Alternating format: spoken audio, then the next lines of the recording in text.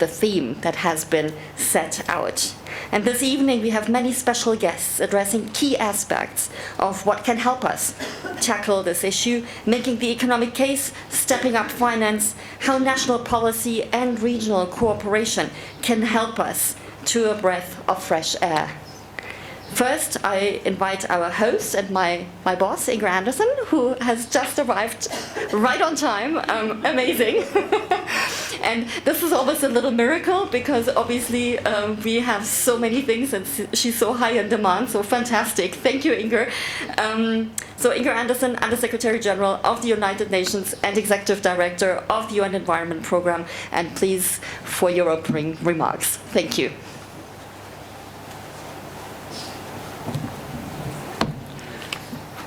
Good afternoon. It's a real pleasure to be here today, and my apologies if I came 30 seconds too late.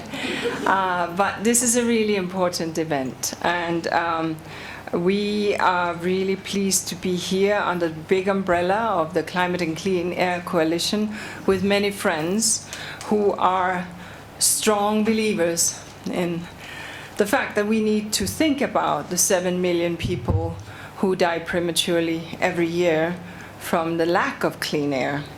And this is something that is entirely within our control. And so I'm particularly pleased also to note that there is a resolution under negotiation, and I hope it lands. Please send positive energy over to the negotiators, because it really matters. Childhood asthma, premature death, and when you get into bad air as a kid, you live with this for the rest of your life, chances are. And 9 out of 10 people breathe unclean, unsafe air.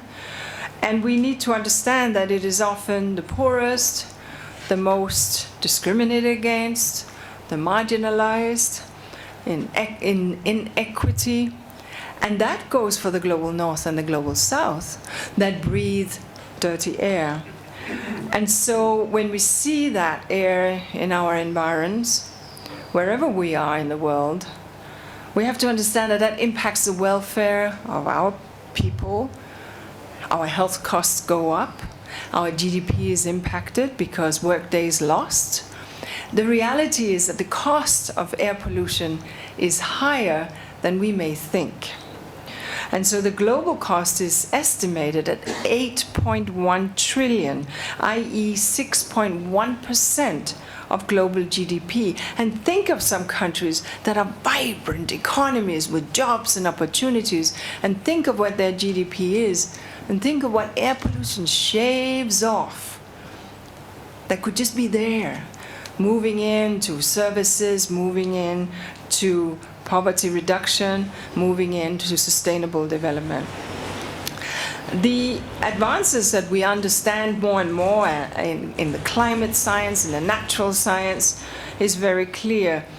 Climate and nature action tells us that as we move forward with action in those areas, we actually also have the potential to address the clean air dimension.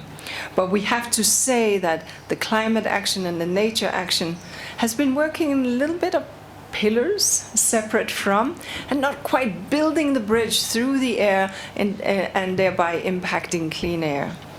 And so what we need to see to get these vibrant economies is to see clean air as an investable, as an asset, as something that matters to your growth in your country. It is at the bottom line of your economy. It is not on the nice-to-have list. It is on the absolutely must-have list. And so we're really pleased about regional action and national action that is beginning to take place. And I think the reality is, of course, that air pollution knows no borders. You could do all the right thing in your country, but we do not have walls that go up to the heavens, and therefore other countries' dirty air or your dirty air might well impact on the neighbors. And we understand that air sheds traps the pollution, and that we understand that we can very much see that between countries and within cities, it really doesn't matter. Bad air is bad air for most people in the vicinity. And so the fact that not everyone has a regional cooperation framework is a negative. And here I have to say that the CCAC and the UNEP and the African Union Commission work on the integrated assessment for air pollution is really critical, and something that Madame Commissioner has really pushed, and we're very grateful, Madame Josepha Sacco, for your leadership here. Without you, we would not get this, so thank you very much for that leadership, and we are ready to support the African Union and the Commission in these endeavors. Ministers of Africa have spoken, and we have heard them. And so the fact is, of course, that we just have this one atmosphere, and that we need to understand that the air pollution impacts have many dimensions which we may not have thought too much about. The soot from our exhaust prohibits effective photosynthesis, enhances melting on the polar ice caps, because instead of being white and reflecting the light, it turns a darker color, sometimes nearly black, and therefore absorbs it. Black carbon and methane are potent climate forces, which we know. Global warming, of course, spurs wildfires, desertification, and sandstorms and dust storms. We understand that all of this is connected, which is why the CCAC at the annual meeting, the Clean Air Flagship was a significant issue, and champion countries have flagged the necessity of an integrated approach. So when we look at international development assistance, which goes into health, as it should, which goes into transport, as surely it should, which goes into urban development, as obviously is a good idea, but all of these do not make the connect, that the air is critical. We can shave off costs by being smart about air. And so that does mean, yes, talking about two-strokes and tuk-tuks that are running on diesel. Yes, it does mean, yes, having regulatory settings in place and having enforcement. That is difficult at times, but it has to be done. And it does mean, yes, dealing with agricultural burning. So policies and institution building matters. And so I just want to close by saying that for us at UNEP, we consider air an absolute priority. Every breath you take, I think you consider it a priority too. And so the super solutions that we need to take for the super pollutants is very clear. We are very happy that we are hosting the CCAC as a UNEP initiative with many, many funders and participants and partners. We are very happy that we are also hosting, of course, IMEO, the International Methane Emissions Observatory, the MARS, which is the Methane Alert Response System, the COOL Coalition, which deals with chlorinated gases, as well as buildings that talk about how to build in the context of clean cities. All of this is important, and I'm very grateful that everyone is here this evening, because from our side, every breath you take matters, and matters greatly, and without it, we surely are not here. Thank you very much.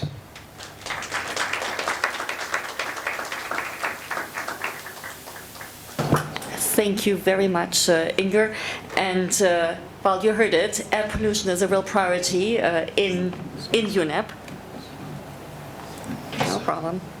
Air pollution is a real priority in UNEP, and it's also a priority issue for the US, both at home, regionally, and internationally. And with that, I would like to invite Mrs. Jennifer Littlejohn. She's the Acting Assistant Secretary of the Bureau of Oceans and International Environmental and Scientific Affairs in the US Department of State. So please take the floor. Thank you.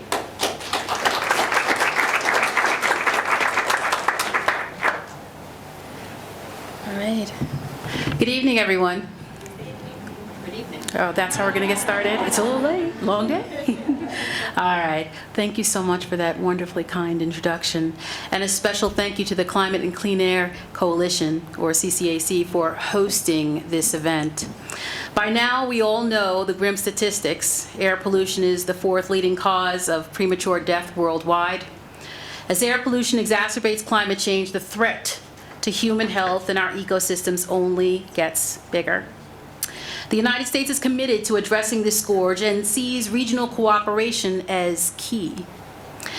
Air pollution does not, as was so eloquently pointed out, respect boundaries. That is why we are pushing for adoption of a new resolution on air quality here at UNEA 6. This resolution calls for more support and focus on regional efforts to curb air pollution. Experience tells us that we can make significant progress if we work together. If we work together to solve the transboundary air pollution challenge. For example, the UN Economic and Social Commission for Asia and the Pacific region recently adopted the Regional Action Program on Air Pollution. The countries of the Asia Pacific are showing important leadership and recognizing that countries working together can accelerate action on air pollution. We are excited to see how the program develops and urge other regions to take similar steps. One of the oldest and most compelling examples of regional success is the UN Economic Commission for Europe's Air Convention. Since its adoption in 1979, emissions of air pollutants like PM2.5 and sulfur dioxide in Europe have decreased by 40 to 80%. This success shows us that countries working together can improve air quality. We really need to take the lessons learned and share them across all regions of the world. Now, our proposed air quality resolution is meant to jumpstart and institutionalize that kind of collaboration. Brazil, Canada, Chile, Morocco, the Republic of Korea, and the United Kingdom are co-sponsoring the resolution, which calls upon and builds upon resolutions 1/7 and 3/8 to leverage the expertise in existing bodies that take a regional cooperation approach to addressing air pollution. Now, this resolution will re-energize the goals set in the earlier resolution and provide a framework to strengthen existing international cooperation to combat air pollution on a regional basis.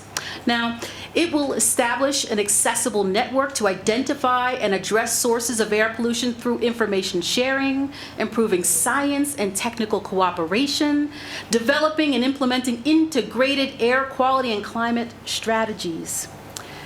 In addition, there is capacity building for countries to take action to improve their air quality systems. This resolution represents a holistic strategy to enhance air quality, health, economies, and the vitality of our planet's climate and ecosystems. Now, we all know that reducing air pollution is not free, but too often, policymakers see air pollution as a problem that is too big or too expensive to solve. In fact, we know better. Tackling air pollution is an incredibly good and wise investment. The United States Environmental Protection Agency estimates that the benefits of the U.S. Clean Air Act exceeded the costs dramatically. In some cases, benefits are estimated to exceed costs by a factor of 30 to 1. To demonstrate our commitment to the resolution's goals, the United States has committed to supporting regional initiatives for air quality management and implementing air quality strategies in Latin America, Central Asia, and Africa.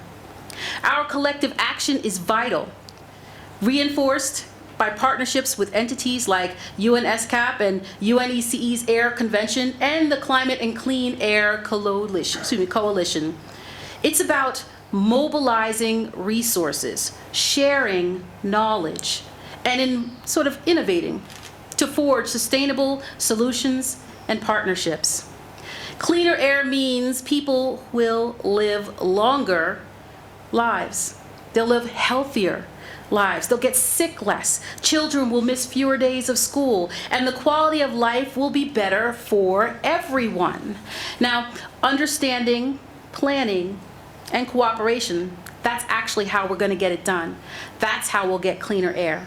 And our children and grandchildren deserve no less. So let's all work together, work smarter, and breathe a little easier.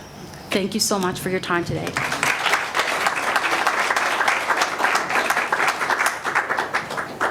Thank you very much. And I hear, right, the fresh of breath air and breathing easier. I mean, all of this lends itself to having very good headline messages here as well.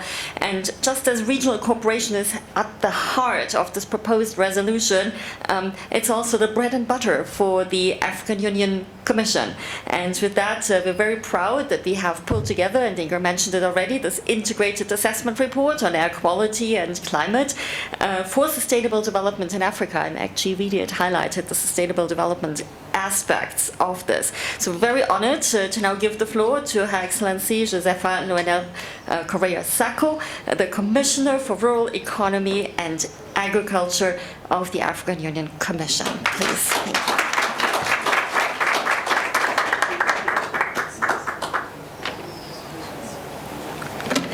Thank you, Madam Moderator, for giving me the floor. Good evening, every one of you. Let me recognize the presence of my dear sister, Inger Andersen, the Executive Director of UNEP, and thank you, Inger, for inviting me to join you in this conversation.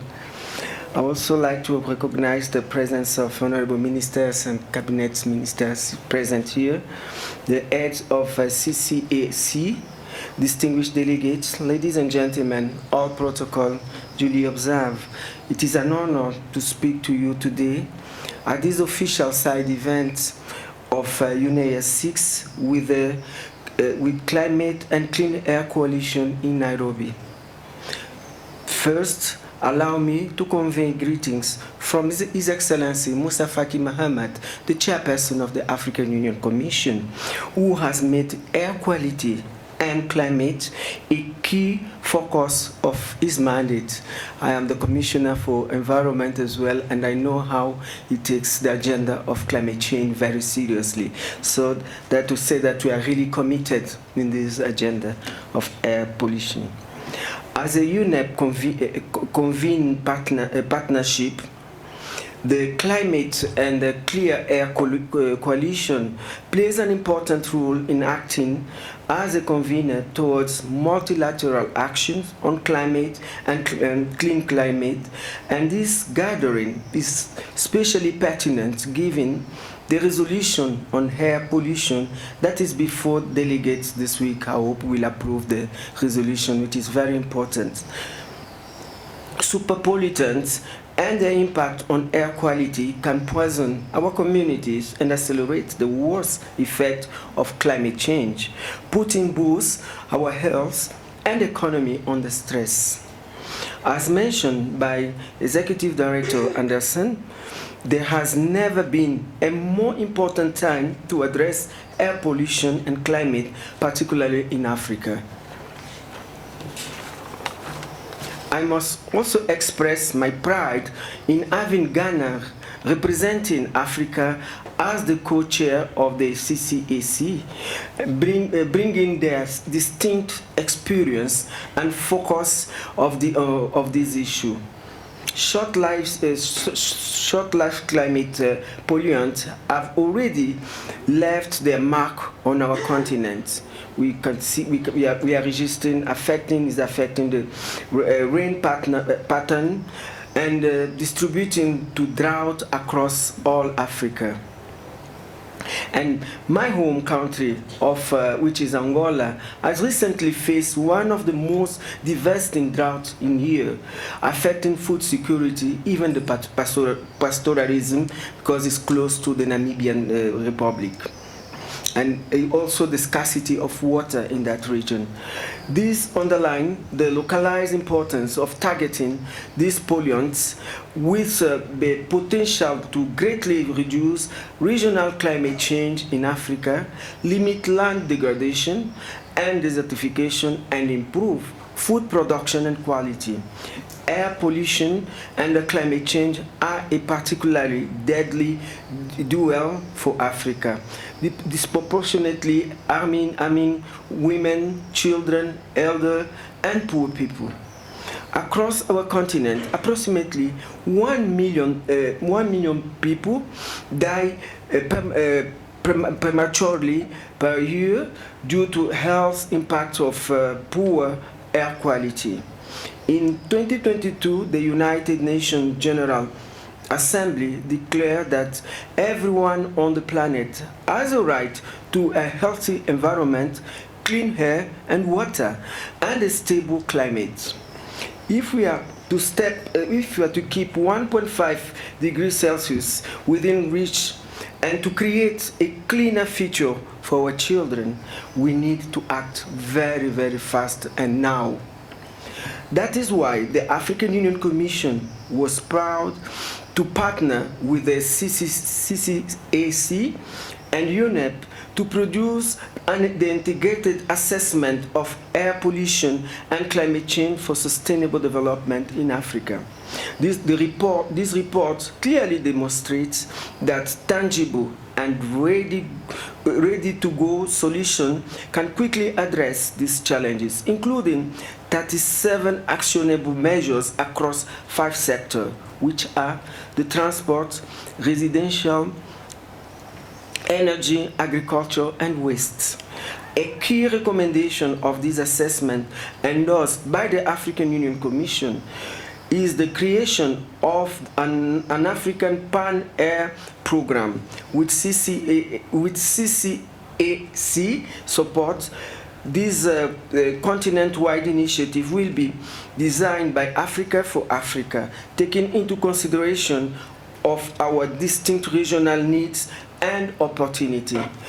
To tackle super pollutants, we need coordinated action across all levels, from local cities, national government, regions, as well as continental support through the African Union Commission.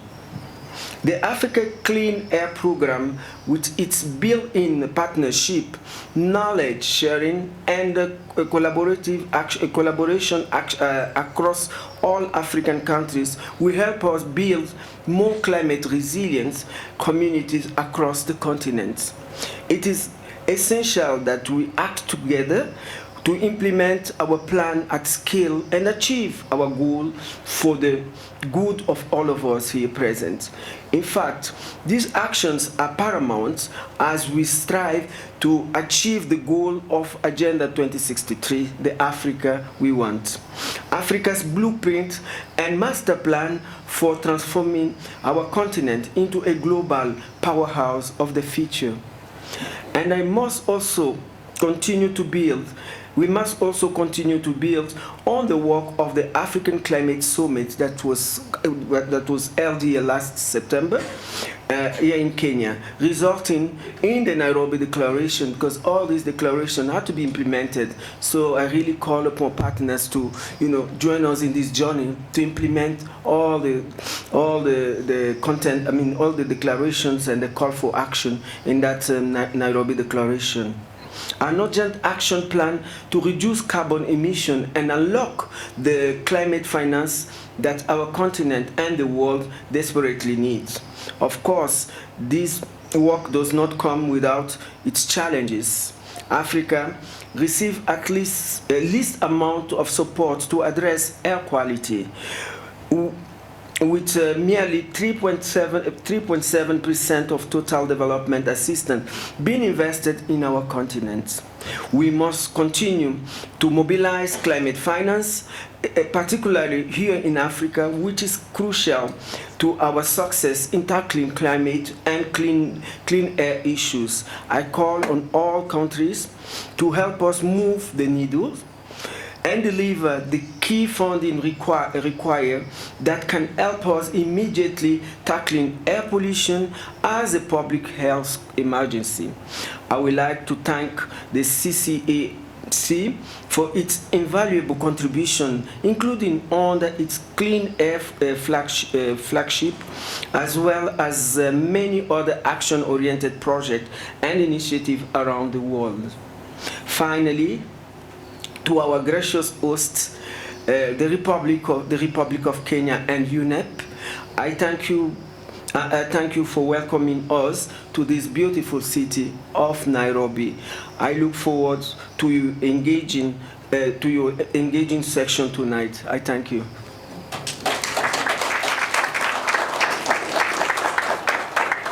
Thank you very much, Commissioner Sacco. And with that, we now move to two other country perspectives. Obviously, regions are made out of countries, and we move from Africa to Asia and then to Latin America. And with that, I would like to call upon His Excellency Motome Takasawa, the State Minister of the Environment from Japan, and there will be consecutive interpretation for that. Please.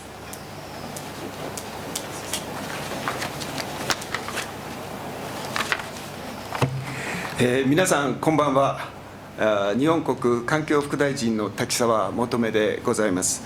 本日はきれいな空気と気候変動緩和に関する再度イベントにお招きをいただきありがとうございます。Good evening, ladies and gentlemen. My name is Motomu Takizawa,